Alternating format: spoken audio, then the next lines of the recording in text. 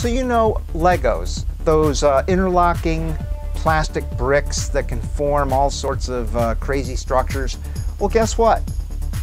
There's an equivalent being used as a scaffold for stem cells. These are called peptides.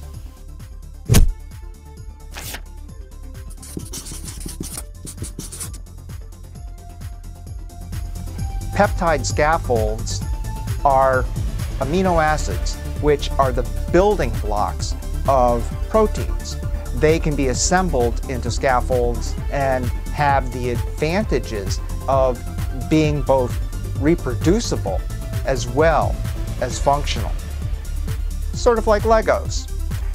When you click on the button below, you'll get access to a page where you can sign up to receive a portfolio of information that will give you the inside scoop on how stem cells can help you if you have osteoarthritis, the science, the biology, and the results.